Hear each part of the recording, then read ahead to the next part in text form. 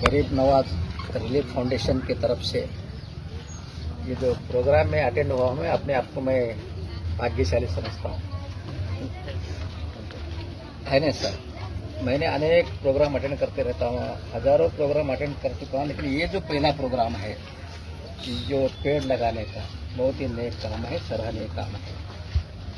हम पेड़ काटना जानते हैं, पेड़ लगाना कोई नहीं चाहता।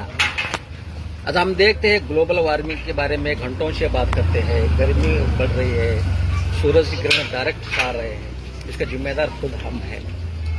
आपने इस गरीब नवाज रिलीफ फाउंडेशन की तरफ से एक तो लोग जागरण कर रहे, लोगों को जगा रहे। आज हमारी तो उम्र गई, आने वाली जो नस्ल है, पीढ़ी है, उनको बचाना है तो आज हमें जरूरत है पेड़ लगाना। आज हमको तकलीफ नहीं है, उस बात की थोड़ी सी तकलीफ होती है जब दुकाले में आता है, लेकिन आने वाले कम इस तरफ हम नजर नहीं डालेंगे तो कोई नहीं बच सकता, ये रेगिस्तान बनेगा। ಇವತ್ತು ಏನು ಗಿಡ ನೆಡುವ ಕೃಷಿ ನೆಡುವ ಕಾರ್ಯಕ್ರಮವನ್ನು ಹಮ್ಮಿಕೊಂಡಿದ್ದಾರೆ. GNRF ಅಂತೇಳಿ ಗರೀಬ್ ನವಾಜ್ ರಿಲೀಫ್ ಫೌಂಡೇಶನ್ ದಿಂದ ಇವ್ರದ್ದು ಈಗಾಗಲೇ ನಾನು ಕೇಳಲ್ಪಟ್ಟೆ.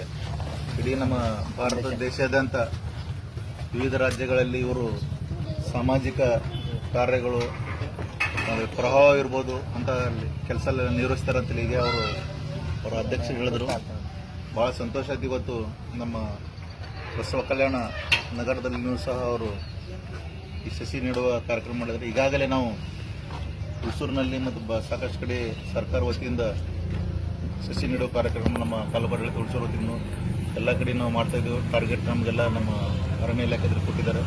ಬರೀ ಸರ್ಕಾರ ಮಾತ್ರ ಅಲ್ಲದೆ ಅವತ್ತು ಹೇಳಿದ್ದೀನಿ, ಎಲ್ಲ ಸಂಘ ಸಂಸ್ಥೆಗಳು ಸಾರ್ವಜನಿಕರು ಇದರಲ್ಲಿ ಸಹಭಾಗಿತ್ವದಲ್ಲಿ ಆದರೆ, ಯಾಕೆಂದರೆ ನಮ್ಮ ಕಲ್ಯಾಣ ಕರ್ನಾಟಕ ಭಾಗ ನಮ್ಮ ಕರ್ನಾಟಕದಲ್ಲಿ ಬೇರೆ ಪ್ರದೇಶಕ್ಕೆ ಹೋಲಿಸಿದರೆ ನಮ್ಮ ಕಲ್ಯಾಣ ಕರ್ನಾಟಕ ಭಾಗದಲ್ಲಿ ಅತ್ಯಂತ ವಿರಳ ಪ್ರಮಾಣದ ಅರಣ್ಯೀಕರಣ ಇರುವುದರಿಂದ ಏನು ಮುಂಬರುವ ದಿನಗಳಲ್ಲಿ ಮಳೆಯ ವ್ಯತ್ಯಾಸ ಈಗಾಗಲೇ ನೋಡ್ತಾ ಇದ್ದೀವಿ ನಾವು.